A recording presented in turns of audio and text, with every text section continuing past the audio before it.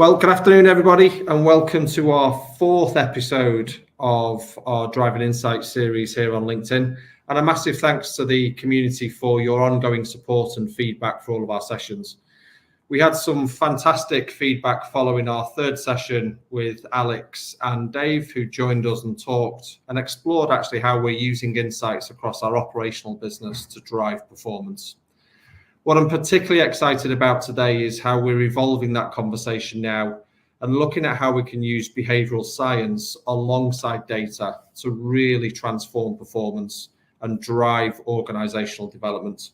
And I'm absolutely delighted today to be joined by Luke Battye from Sprint Valley. What would be great, Luke, if you're okay, just take a couple of minutes for us to introduce yourself and really, I guess, touch on what your organization does on a day-to-day basis. Great. Paul, fabulous to be here. Been really looking forward to it. I'm Luke, managing partner at Sprint Valley. We are a change consultancy, and I guess fundamentally our job is to help organizations make change happen. We do that in three ways. We help them uncover insights that shape how they think about what's possible and where the opportunities are in their business to really drive performance. We help them build strategy about how to really take action on those opportunities. And finally, we help them drive change through experimentation. So everything we do is rooted in the science of behavior change, but with very fast collaborative processes that sit around it that take people with us on the journey. And so data is very much at the heart of what we do and being evidence-led, and been really looking forward to speaking with you about that today. No, that's great, Luke. I know we've worked together on a couple of projects so far and have one particular project which I'm quite excited about that will be starting very soon. But how have you seen organizations evolve kind of more recently, I guess, in terms of their understanding of data, their use of insights, and then blending that with, I guess, that whole process of behavioral science and change that is that still quite immature, do you think, organizationally, or is that evolving quite quickly? I think that big question, right? Let's maybe break that one down. I think on the data side, over the last 10 years, as more and more sources of information have become available to businesses to really try and shape what they do, I think Agena are really at the front from my perspective in terms of your maturity in how data is embedded in your organization. I think one of the big challenges that comes with that is really finding the signal in the noise. And one of the things that I'm really passionate about is expanding the definition of what data is inside of organizations. And I think we look at it from two perspectives. You've got quantitative data that's giving us hard numbers about what's happening. And then there's qualitative data, which can come through conversation, it can come through observation, it can come through getting out there and running experiments and trying things and really listening to the story that sits behind the numbers. Now, our big passion is really bringing those two forms of data together so that teams are really confident to take action. I think different organizations are on different stages of that maturity curve. I think on the point about behavioral science, even though as a discipline now, it's pretty mature, right? I'd say over the last 15, maybe 20 years, this whole science of behavior change has got to a point where, we've got a pretty good handle, at least on some frameworks, some ideas of thinking about why people do the things they do or don't do the things we want them to do. But I think in terms of people, organizations' adoptions of that knowledge and that science now, it's still very basic. It's still not many organizations are really leveraging this stuff. And actually our challenge is, how do you take these findings out of academia, but make them accessible and usable by people that don't maybe have a formal training in behavioral science or, consumer psychology or organizational psychology or any of those things. And that's the joy for me, is really trying to make these conversations accessible to everyone. I think when it's about what people do and why they do the things they do, I think that's fundamentally about ourselves. And I think everybody should be able to take part in that conversation, whether you have a PhD or you're just interested. So I think making it accessible piece is the part we're really focused on, whereas others lean far more on the academic end of the spectrum. We'd like it to be something that everyone can pick up and use as tools and ideas in their business, like you would with anything else. Yeah, and I remember one of our very first conversations, Luke. So I have to say, starting our journey, down that route. I was quite afraid of it. I kind of felt, I guess, anything for me which feels very academic, feels very theoretical potentially, and feels, it was quite difficult for me to really grasp and think in a business context and from a commercial point of view, why do I feel like I've been missing this for so long in my career, and how is that now going to really help me? So I'm just wondering maybe if you could give us a non-academic description of what we actually mean by behavioral science, because I'm keen to explore through this conversation how we can use that really effectively. But maybe for everyone joining us today, that to start us off with that kind of real non-academic description of what we mean would be a great place to kick us into some detail. Great. I think there is a book that came out a little while back called Thinking Fast and Thinking Slow by a chap called Daniel Kahneman. And it's a slog of a read. I'm not going to lie to you, but I think there was one main idea or framework that came out of that I think is brilliant for understanding this stuff. And it's this idea, and the academics will hate this, but I don't care. It's this idea that in the brain, there are really these two systems at play. So we have system one, which is fast, automatic, instinctive. So if I said, Paul, do you prefer dogs or cats? What would you answer? Dogs, always. Okay, it's there. You burnt, a fraction of a calorie in retrieving that bit of information. Whereas if I said, what's 17.23 times 4.25? That feeling of mental effort, right? Yeah. That feeling, that's system two. And we use system two where we've got a decision that we've got to make that's high stakes or requires really high accuracy, but it takes effort. Our brain consumes something like 20 to 30% of all the calories that we ever consume. It's the most calorie hungry part of our body. And the reality is we've evolved in a calorie poor environment for however long, right? Until recently. And so we have this default. We will always prefer to use system one rather than system two wherever we can, because we're going to consume less energy. And in doing that, there are these shortcuts that we have to make it easy to process information. And some people, you might have heard of these as heuristics or biases. And really, behavioral science is about understanding what those things are, what are the conditions that drive behavior, and using those as levers. And so, oftentimes, I think when we talk about data in particular, I think people are intimidated sometimes when they're less familiar with data, because often it requires system two. I've got to really think around that. And I think one of the things we love about bringing this qualitative data together with the quantitative is you can really think about the quant being that system two, but the qual gives you that system one view on what does it mean actually? What's the story behind the data? How are these people really behaving or really being effective? What matters to them? And it brings a color to that makes it easier for them to process and then kind of take action on. So I'd that for me is a really straightforward way, I hope, of thinking about what we mean when we're talking about behavioral science. Luke, and how much does kind of judgment or perception form part of that, either from that kind of system one or system two? Because I guess what held me back instantly answering question two was, am I going to be right really quickly? And that feeling of judgment or how people might perceive me answering that question wrong. So does that play a role in both system one and system two, or is it more biased to one of those areas? Yeah, so I think probably the big finding out of behavioral science in the last 10 years or so is that this old model of people have fixed attitudes, fixed beliefs, and they kind of navigate the world with these pre-made decisions about things is partly true, but the reality is context drives behavior to a huge degree. So the way that we think about really using this stuff in a business context is about saying, okay, what's the behavior that we want to drive? We want people selling more. We want employees following a process, with greater consistency, whatever that might be. And we say, okay, well, for any behavior you want to drive, there are three things that have got to be in place from a context point of view.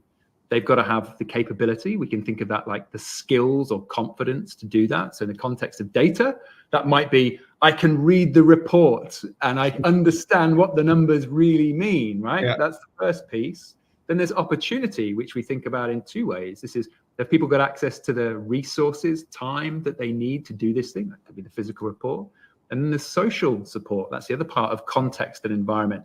Do the people around me encourage me to do this thing or discourage me? Do the people I perceive to be an authority want me to do this, or do they not want me to do this, right? And so I imagine, within Agena, and I know we've spoke before, there's a huge amount you've done really in building a culture of being data-led. So it's part of the fabric of how you operate. So that's another external thing outside of my beliefs. And the final piece, which is more internal, is motivation. Do I understand why I should do it? What's in it for me? And is there some kind of reward loop that means that when I do it, I kind of want to do more of it? And so I think that piece about beliefs is true, but I think using that framework of capability, opportunity, motivation lets you stand back from any change you need to implement within your business or with a customer or with employees and go, okay, great. Well, which bits are we doing well right now that are helping us get there? And maybe what's missing? And I think that's the second framework that I've found unreasonably flexible and powerful over the last few years, and getting to the heart of, what's the gap? What's the gap we've got to close in really making a shift here? So I don't know if that answers your question, but I think beliefs, absolutely, they form both ways. It can be a shortcut to make quick decisions, but often we're inferring what we think by either taking action or by others around us, and that's often how we'll get to these decisions.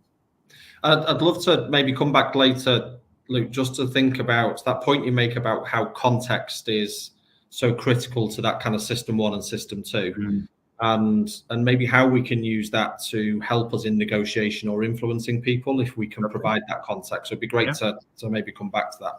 I guess one of the things, just reflecting on that kind of model you just referred to, is lots of times historically and actually recently, we've seen people be really resistant to both change, which I guess you take them through that typical change curve of feelings and behaviors and reactions, but especially around measurement, and where we're looking, as you said, we've embedded insights into every part of our business, and we look to embrace that as part of our culture. But for some people, that's quite scary. I think for some people, that's their initial reaction is one of worry and how this measurement, this assessment of performance will be used. And it'd be great to, I guess, for me to learn a bit more about what's going on within that individual, where that feeling of fear is more dominant than maybe that fear of excitement or motivation to want to do better. So I think there's two levels to that I'd like to explore with you. And I think on the first level, if we just go back to that capability, opportunity, motivation piece, we can look at it through that lens. Like, is that resistance about capability? Is it skills, confidence, and knowledge that I can use this information in the way that I need to? Is it an opportunity piece? Do I feel like I've got access to the formats or data that I actually need? And in your context, that's not necessarily going to be the problem. Is it about peer support? Do I feel, for example, intimidated because so many other people are highly data literate and I don't really feel I'm kind of up to it? So is there a level of shame, embarrassment that's coming with that's maybe giving me hesitancy? Or is it a motivational issue? I don't quite understand what's in it for me when I use this data. I'm not seeing this as a lever to drive personal success and organizational success. Or is it that I'm trying to do it, but I'm not getting the feedback that I need to course correct and improve in the way that I'm doing it? It's a skill, right? It's a muscle. I imagine anybody in your team, I'm sure you hire for people that have a preference for being like this, but I imagine that if they leave at a very different level in terms of their sophistication. And so I think that is a way of thinking about, hey, what are we missing here is interesting. I think the second piece, though, is that change curve that you mentioned. And this is in part behavioral science, but is also in part just great management practice. And we think about the change curve all the time. Every project, every time somebody starts a new role, we start a new relationship, there are these 4 phases we're all going to go through. And step 1 is honeymoon, right? This is going to be great. The data's phenomenal here. This business is amazing at using insights. The team are great. But your skill level, so your motivation's high, but your skill level in doing that thing in this business or in this project, this time has to be 0. Right? There's no other way it can be. That's honeymoon. What happens is phase 2, which is next, which where motivation drops and your skill level is still really frustratingly low because it just takes a bit of time to understand what all the different levers do. And this is where your team ask themselves questions like, have I really made the right decision here? Is this really where I want to be? Can I really do this? All of that kind of self-doubt happens. Phase 3 is where their motivation starts climbing. They start getting some wins. They've found an insight in the data they've been able to turn into, some kind of practical action and get that bit of reward. And stage 4 is where our motivation really peaks again and our skill level's high. And the thing that slows everybody down is moving from phase 2 into phase 3. And as a leader, the kind of guidance and support you give at each of those phases is really different, right?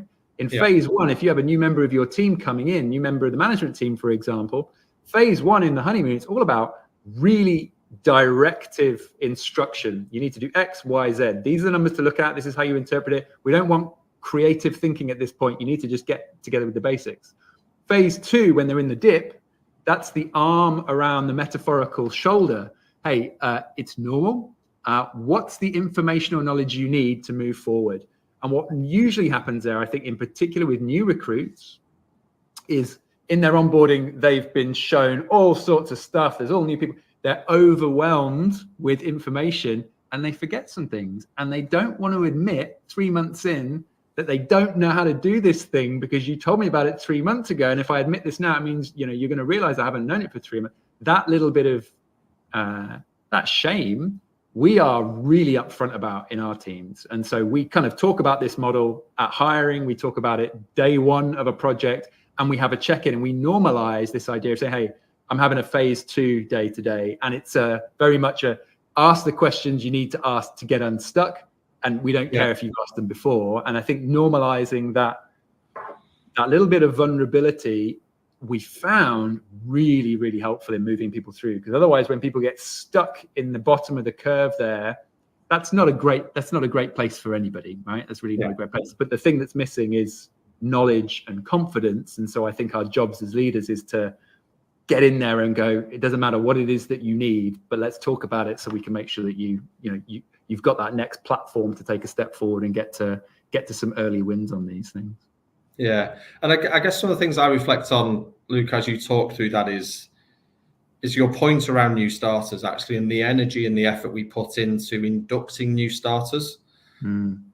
But I guess I'm now reflecting on is we've put that same energy into everyone else who's already employed. And have we absolutely made sure, whilst we're doing new and exciting things, and we love to share that as part of people's onboarding process, as someone new to the group, how many people are we leaving behind who've been with us on this journey for some time, but maybe haven't had that same level of induction? And it's interesting actually. My system too is kind of going around in the background thinking, how many of our teams have we got stuck in that first and second and third phase, or how many? And what a wonderful conversation to have with your team. Hey, guys, this is the model. This is normal. We all go through this. You yourself, Paul, right? You start a new project or you get a new hire, whatever it is. Everybody's got to go through that, because what happens initially is this is going to be great, but I can't see any of the complexity yet because I haven't started. I then start and I see the complexity and it's overwhelming because it's more than I had expected. So we all get that dip.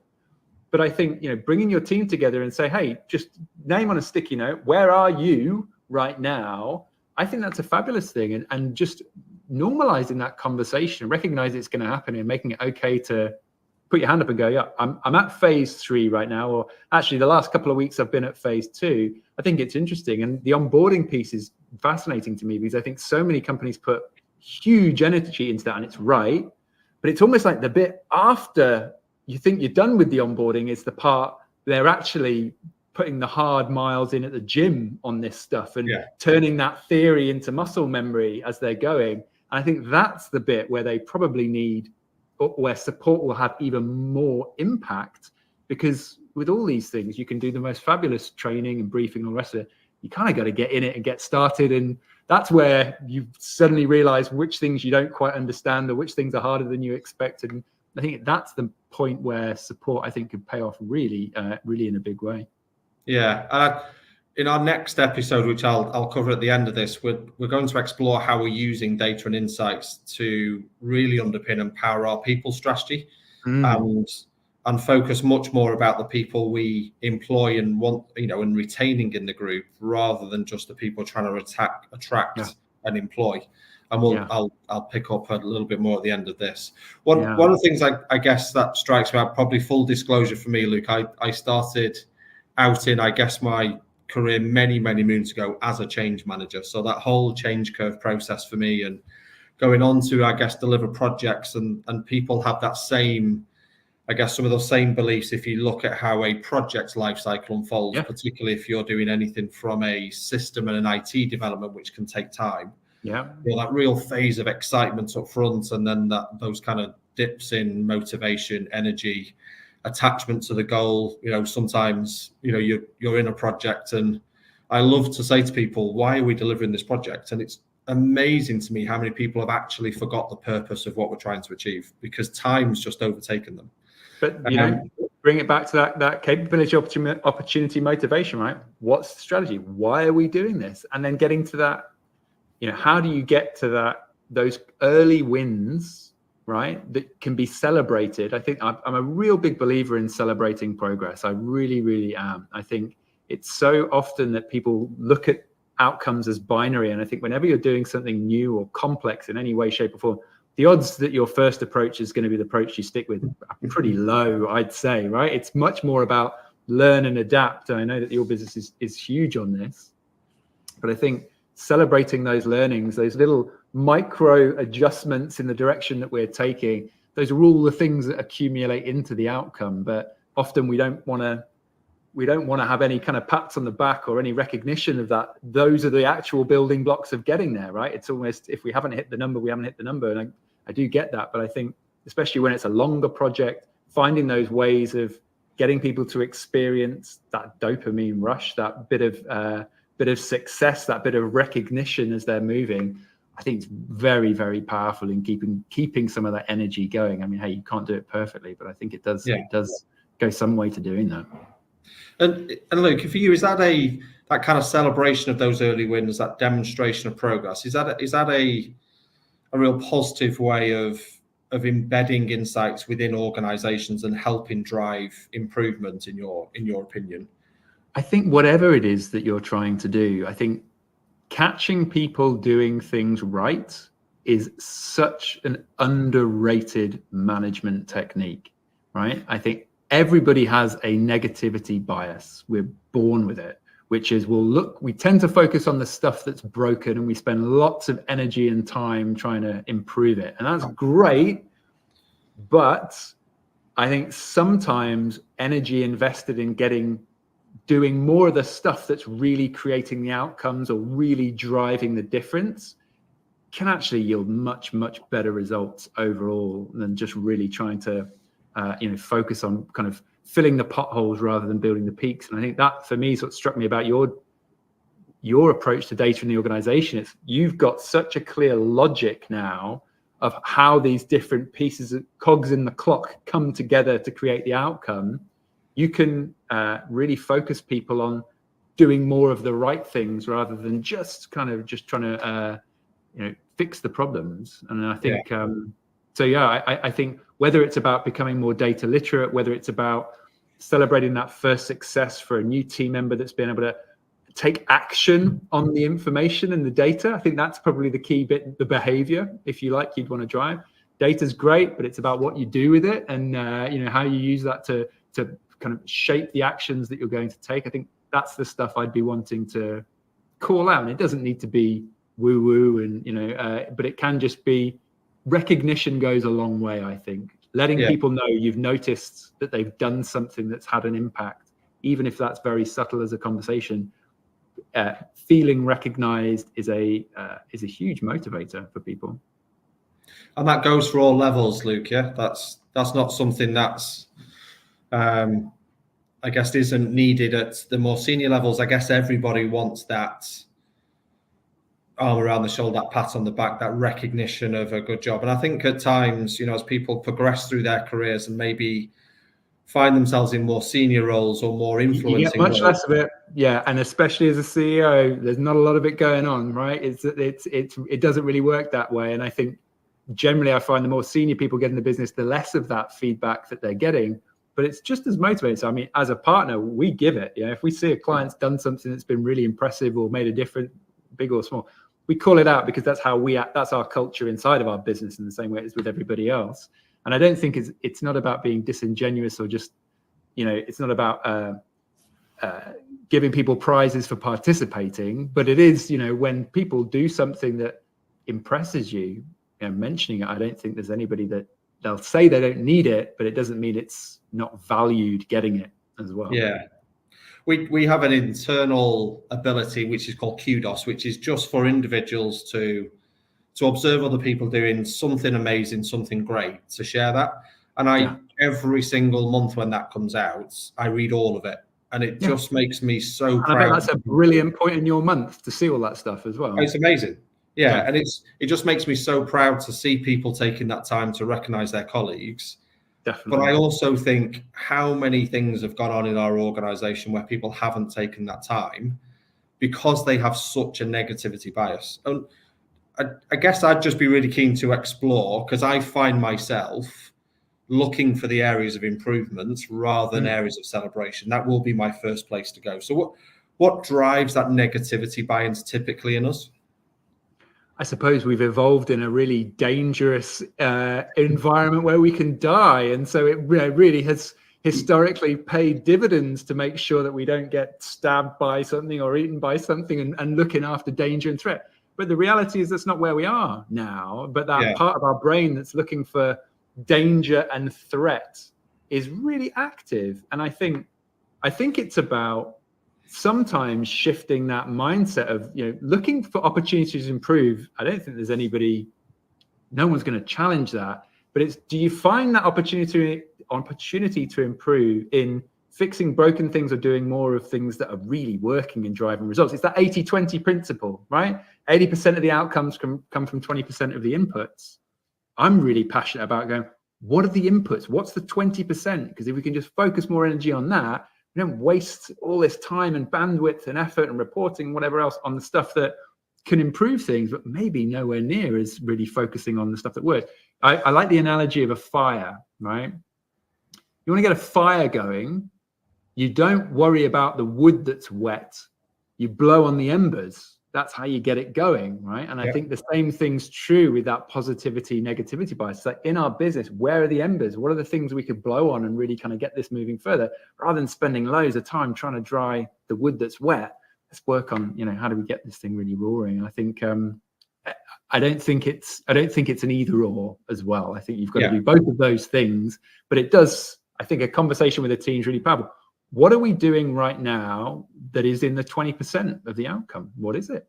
And as a result, is there anything, frankly, we could maybe stop doing and put more energy over there that would get us further? I think that's a really healthy, positive conversation that's still about opportunity for improvement, but is, I think when people are in that, and you'll feel this in your business at times, I think we're all kind of addicted to it, that feeling of flow. Stuff's working, people are doing their thing. It's not effortless, but everybody's really in the zone around that.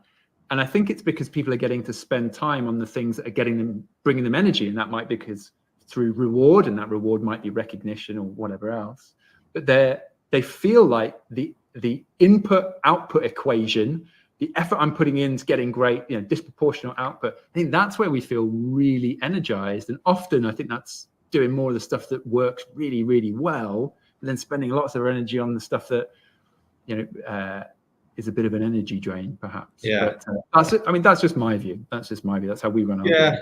And what's been interesting for us, Luke, on our kind of journey of building our insights is how we've flipped that bias. So, I guess one of our measurements we'll touch on in our next episode actually is around staff attrition. Yeah. And we focused historically really hard on staff attrition, exit interviews, why are people leaving, what proportion of our headcount are we replacing every year?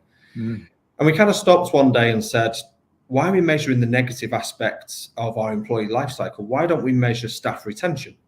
Yeah. why don't we carry out stay interviews to figure out why people are still with us, not reflecting on why they left, the things that we can't necessarily change for that person who's now is no longer with us. And it's amazing how the dialogue and the conversation has changed. You know, we used to measure client churn and client attrition. We now measure client retention. There you go. And I think that's a phenomenal example. And having your team come around and go, when clients stay, what is it that's meaning that they stay? And sometimes those will be the same things that would make them leave, but not always. You know, we're doing some work with a global fast food brand at the moment, and all their internal reporting is about the dissatisfaction drivers, right? If the food's late, if the order's wrong, you know, if it doesn't taste good, these are all the things that drag people's experience down. Great. And the question is, are those the same things that, you know, make them delighted? Is the opposite true? And you kind of go, well, if the food was faster, yep, that's a positive. If the food, you know, the order accuracy is another one for them. I don't know that accuracy orders is a motivator. Like, you know, I kind of expect it to be right. If it's wrong, I'm annoyed. But if it's right, I'm not delighted. This is part of the course. So it's kind of, okay, so the things that drag us down might not be the same things that push us forward. And I think I'm a big believer in trying to unpick exactly as you're saying. What makes customers happy? What moves them from neutral to promoter is, I think, much more valuable than understanding what moves them from negative to neutral. In fact, there's a wonderful bit of research done by the Customer Experience Bureau a few years ago. And basically said, look at thousands of companies looking at what really drives loyalty. And they kind of said, look, as a leader, you've got these two strategies, right? We can take the people who are unhappy and get them to neutral, or we can take the people that are neutral and get them to happy. So we can look at that, doing more of what really works versus fixing the problems mentality. They found that taking that second strategy of working out how to take people from good to great drove something like £9, an additional £9 value versus the alternative strategy. And so, yeah, I think that looking at why do customers stay longer, why do our people stick around longer, having a handle on those levers, I think is the right way to think about it. And you can't do it at the exclusion of the other. But if I was going to spend my effort on one of those, I'd go for the £9 rather than the £1 for sure. Yeah, and I guess for me, I just find it a much more positive narrative as well. You know, in talking with the teams, you find it much easier to celebrate those successes. You find that conversation much more encouraging, much more motivational, much less about failure, improvement, much more about continuing to do things well. You know, how do we strive to do things more? And I bet for your team as well, in really working out what those loyalty drivers are, that filters down into addressing some of the stuff anyway, right? Because you're starting to build a culture of trying to create really positive experiences and outcomes for your customers and your people. And there's a corollary benefit to that, I'm sure, for the people early on in their journey. But I'm really curious, Paul. So, you know, as I mentioned, I think you're probably the most data literate organization that we work with, and we work with a lot of different organizations. How do you bring the story around the data? So if I'm a new person joining your team, right, and we've got this X-ray ability to look at any part of the business and answer a question about it, how do you bring the story behind it? So, customer loyalty. Let's take that one as a great one. How long customers are staying with you? So let's say it's ticking up. How do you go from that to really getting into, well, what is it that's making the number move? I'm just curious how that conversation happens inside the business. Yeah, I think I guess it's difficult to be generic about that. And so for us, you know, you've got to be really precise for us in what you're measuring, your understanding of how you're measuring it. And I think, as we covered in our last episode, that consistency and that openness and transparency in how we measure it is just so important. I think for me, what's absolutely critical to all of how we've embedded insights is, irrespective of where you sit in the organization, irrespective of the role that you play, the one constant is the conversation we have around measurement. And I talked, I think it's in our very first episode actually, about taking the emotion out of our measurement, but never out of our decision making. and connecting what we're doing to what's important to our clients. So if I look at some of the work that we do with some of our property managers in our retail sectors, us measuring how long someone has been in a car park for the purpose of saying, do we now need to go down an enforcement process, which, we all know is a very negative process that we typically are not wanting to go down with any of our clients. Lots of people in our industry have only ever used the data from an enforcement perspective, which is about 0.5% of the data that we collect. We very early in our journey said, well, what does the 99.5% of the data we collect tell us about everything else to do with that customer's behavior? So if I think about why clients are increasingly using, increasingly staying with us, it's because our data is making a difference to their outcomes. Yeah. And we're looking beyond what's important for us and what drives our core business, and really looking at how we can reach into our clients and help them transform their business. And, in that particular area, when I look at retail, when we're looking at what's the dwell time at a retail park, what's the percentage of repeat visits we're seeing, how does that compare between different retail sites, or what are the dynamics, what's happening on this site that is changing those behaviors? That's for me where our data becomes a really useful dialogue with our clients. But we're using data way beyond the purpose of the service that we're delivering, and for me, I guess that's the real difference. I guess another example for me is more internally, is where we're using that data to not build league tables of performance, not put people in a position compared to their peers of how they are doing individually, but to think about how their performance is improving. Yeah. So nothing gives me greater pleasure to see someone who might be at the bottom of that table, but improving at a higher rate than anybody else above them. And for me, that's a huge opportunity for celebration. Absolutely. Is to say, if we understand where you stand today, and we understand where we want, your performance to go to, let's celebrate the improvements you're making, not look negatively the fact that you might be in the bottom quartile of all of your peers. That's that progress over perfection piece, right? Recognizing it's a journey rather than a one-time thing. I think that's really powerful. Yeah, and I think there's my interest in your perspective. I think there's a place for league tables. I think in some areas of the business, that more competitive kind of desire can become quite motivational. But equally, I feel that celebration of individuals' performance, that individual's journey is much more useful and beneficial than it is, almost comparing everyone against the same benchmark and against the same measure. Yeah, and I think that comes down to the kind of culture that you want inside the business, right? I think if you want a one-team culture, having public league tables that are hyper competitive probably isn't going to motivate collaboration or support or sharing idea or any of that kind of stuff that I imagine is extremely valuable inside your business. So I think where you've got lone wolf operators that don't need to collaborate, sticking them on a leaderboard is probably pretty handy.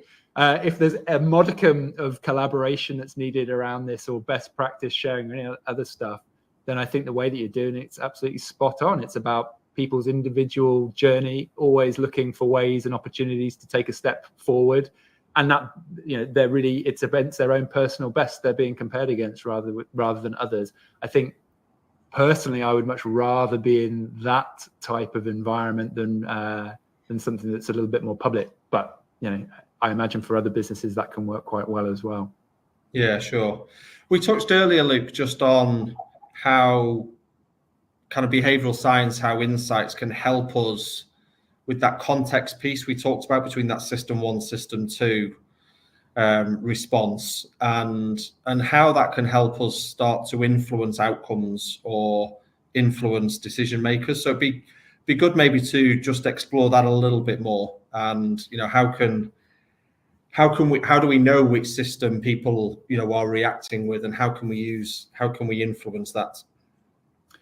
Great. So there's a framework one of the partners at Sprint Valley, Professor Ivo Vlaev, developed for the UK government. Actually led to the establishment of the first ever nudge units. Now 200-300 of them in governments across the world. And there's a framework he developed called Mindspace. Now, I don't want to get into too much technical detail on this, but I'm going to maybe just pull out a couple of pieces. So Mindspace is an acronym for 9 levers that influence system 1. And they do it reasonably consistently.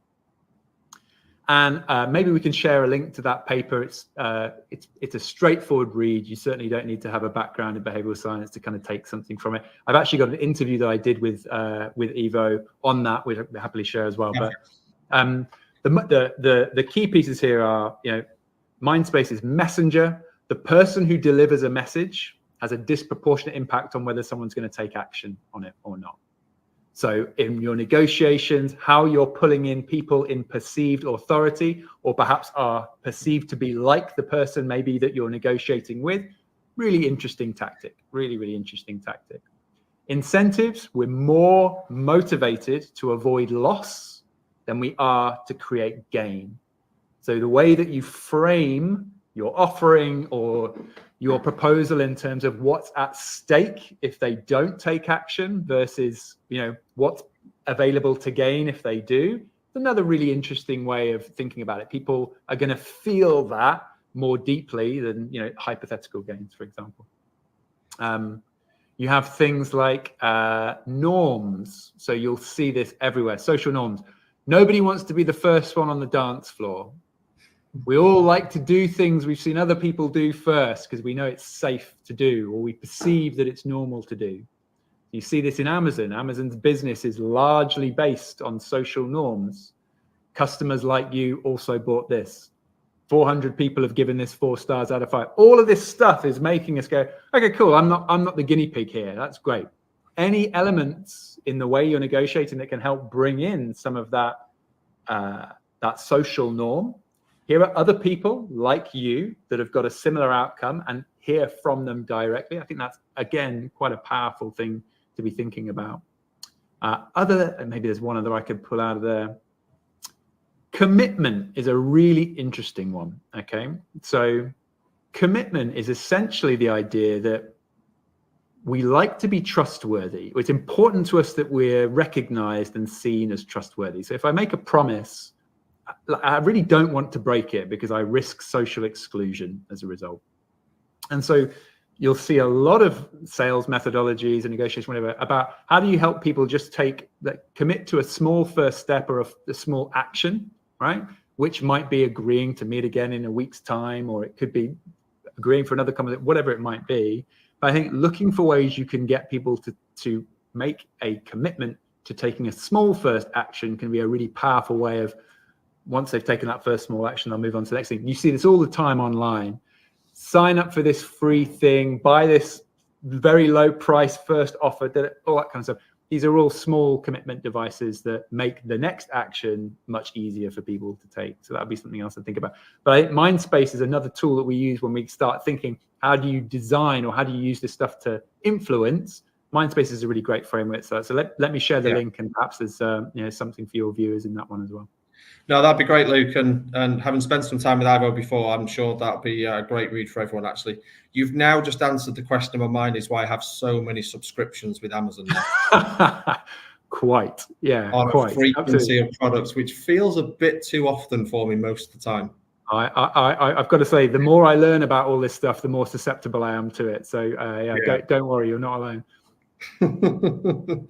Luke, I'm conscious we're kind of probably coming towards the end, and I know as part of this dialogue, I've kind of pushed you quite hard on a few topics, and I've certainly learned a lot. I was keen to explore if there's anything you kind of wanted to kind of test or question me on, actually, as well, because I know when we met before, there's some areas you wanted to explore. Yeah, I'm especially interested in how do you make data usable by people? So how do you build that connection of when the number's moving like this, we do that? How have you got to that logic? Because I think that I imagine is the real IP almost in the business, that fusion of data and taking action. And I just want to understand How did you get to that? That's what fascinates me. I think first thing I'd say is I still feel we're on that journey. Yeah, I feel sure. a continuous curve which we're going through.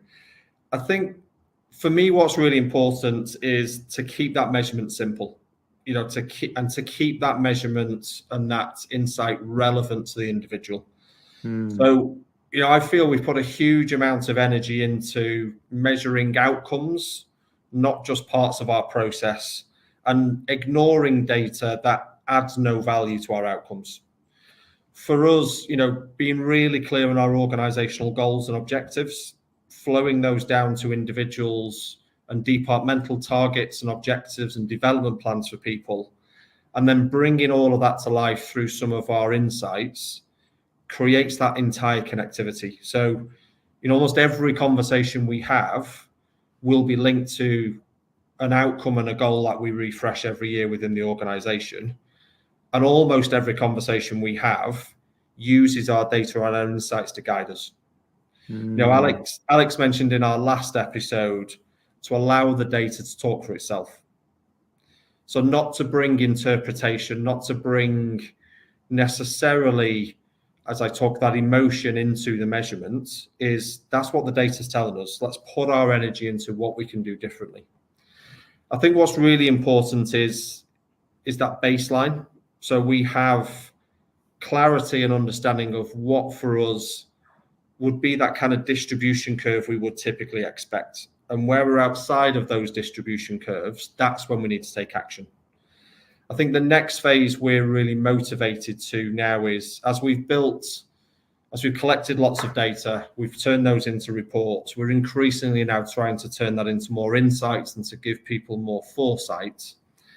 It can become overwhelming. Yeah. And I think the next phase for us is to use our insights platform to point people more proactively to those areas where we need intervention, as opposed to just allowing them to consume lots of data. Yeah, so it's so interesting. So you started with this, how do we radically simplify this for people and keep it clean? And then actually as it evolves, you kind of, some of that complexity creeps back in again. You said something there that really interested me, which was this sort of focus on outputs.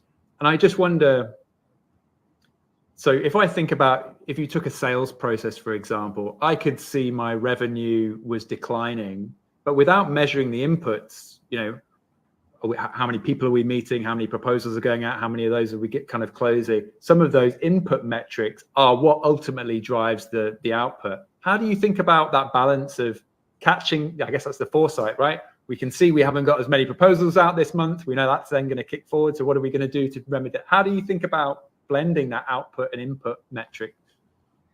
I think, for us, looking at that output of, if we're not driving the level of growth that we expected, which of our inputs are not within that kind of area of tolerance that we expected? So like you say, sales is a great example, isn't it? If we're not converting the amount of deals and new clients or growth with existing clients, the first input we'd look at is pipeline coverage. Yeah. Are we filling the hopper with enough opportunities? Because there's every sales pipeline works like a funnel. We have a significant number of opportunities which get filtered down into the deals that we win. So we'd look at typically in a sales cycle of two measures. Are we adding to the funnel at the rate we have before? And are we continuing to top that funnel up on a continuous basis, which gives us that coverage that we need? Yeah. And then interestingly, what's happening from a conversion point of view? So where we move from an opportunity, which we may then qualify, to a solution proposal to a client, how are those metrics working? Are we seeing less conversion of opportunity to client proposal? And what that really then starts us to look at is, has the market shifted against our proposition? Have we become less attractive in the market than our competitors? And have we lost some of our gain we had in the market before because someone has now caught us up? So if we're seeing less conversion, we'd start to reflect on how does our proposition sit versus our competitors. If we're seeing less conversion, maybe our commercial offer alongside that proposition has become less attractive. I love that. So it's almost like your outcome measures sit within a distribution curve, and they sound the alarm or they don't. And once they sound the alarm, then you've got the data to be able to dig into the inputs to understand, great, how do we now build the story around why we're getting the outcome that we're getting, and which piece of that now needs some attention and further investigation. That's a really interesting way of thinking about it. And the alarm I love the most, which never goes off as often I was like, is we're actually growing quicker than we'd planned. Sure, yeah. But those alarms need to alert us to all of those downstream impacts from a sales perspective, and allow us to understand what's the knock-on effect now to all of our operational teams, our field teams, our support teams. If we're winning more business than we expected, we can pretty much predict in the next 2 to 3 months our account management teams are going to be under significant pressure to maintain that level of client intimacy that we always want. Our operational teams are seeing that come through. So we have, through our insights, that ability to predict the downstream impact today of winning what we planned or more than we planned, to the downstream effects on our operational teams that might not arrive for another 3, 4, 5 months. But using that data and those baselines, we know for our installation team, it's going to be 6 weeks when they see that wave hit them. We know for our back office support teams, it's probably 3.5 months. We've got a little bit longer to react, but we know we need to do something now because that alarm has gone off. And I've got to say, if I were in your account management team and you were coming forward and going, hey, heads up, in the next 3-4 months, we can see there's going to be an increase. We're aware of it. We're going to be trying to accelerate our hiring or whatever else it is, but we just want to give you line of sight of that. That would give me an incredible amount of confidence and care. I think it also demonstrates that the human element to all this as well for your teams, I can imagine. Yeah, we've like I say, we've still got lots to do. Feels like there's still areas of our business we can absolutely improve and get much better at using those insights and that foresight and those alarms to better predict what's going to happen. But for us, that's the next stage of evolution. I guess what I'm really hoping through this series of LinkedIn Lives that we're doing is more people join that process. Even if they're just starting out, as you said, capturing their data, really baselining what they do today. But for me, it's a really transformative journey to go on. And I guess we're a little way down that path now, starting to really start to push some boundaries, actually. And with the work we've done with yourselves, joining in that behavioural science piece has just been such an eye-opener for me. I wish I had some of these techniques kind of 10, 15 years ago when dealing with some of the challenges we did in my previous roles, and the benefit I felt it could have given me there. But yeah, I guess looking forward just to embrace that more and more is absolutely where we're at. So great stuff. Fabulous. Well, look, I really appreciate the time you've taken today, Luke. Every time we talk, I kind of learn something new, and it's great to be able to kind of share some of those thoughts with everyone else who's tuned in today, and those people who we know kind of take the opportunity to watch this back. So yeah, unless there's anything else, Luke, you wanted to cover, I think we'll look to wrap up. I'm conscious for those people who've been with us since the start. We've been going for some time now, but hopefully that's been useful and people can take some opportunities to take some learning from today's session. Paul, it's been great and just fabulous to hear what you're doing and how you think about it. I've learned a lot as well. No, that's great. So thanks everyone who's tuned in for us today, and thanks again to those people watching back. As always, your feedback and your comments down below on what you found useful in today's session and maybe your own experiences would be incredible. I'd really encourage you to follow the link that Luke will post just to take you to that mindset piece. And I guess the thing which sticks with me is, and something I've always believed by, is you get the behavior that you deserve. And if I have a bad interaction, the first person I would look at is myself. And I think, how did I approach that?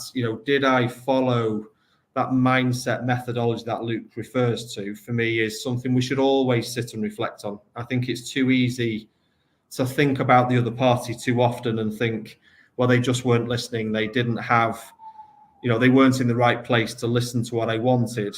I think if you can take on board, you always get the behavior you deserve in the way you approach a conversation, in the way that someone reacts. That served me well from a mentor many, many years ago, who, if they're watching, will know who they are. But yeah, I think for me, just following that link that Luke will publish against this would be beneficial for everyone. What I'd also just like to do is just take a couple of minutes to introduce our next session.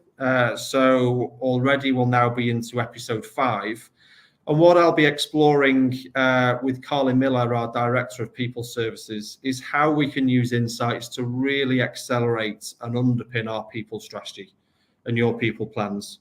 We've touched a little bit about today how very traditionally within that space, we've used data to measure things like attrition and not retention. We carry out things like exit interviews rather than stay interviews. And I'd really encourage everyone to join us. Hit the link below. You can register for the event today. The link will be in the comments now, to really think about how you can look at the more positive aspects of your employee life cycle rather than that negative bias we've explored today of why people leave and how we measure our employee life cycle. So look forward to everyone joining us. A couple of weeks' time, same time, 12:30. But again, just a massive thanks, Luke, for your time today. As always, been incredibly enlightening. I've certainly got some reflections to take away now. And I am going to, in my next meeting, ask everyone where they are on that change curve, because I feel that's something I've maybe become a bit complacent and assumed everyone's at the same place. But as reflecting as we close out this session, I think I need to go and now find out. Sounds like a good action to take. Fabulous. Thank you, Paul. As always, Luke, great to see you. Thanks, everyone, for joining, and we'll see you again in a couple of weeks. Thanks very much.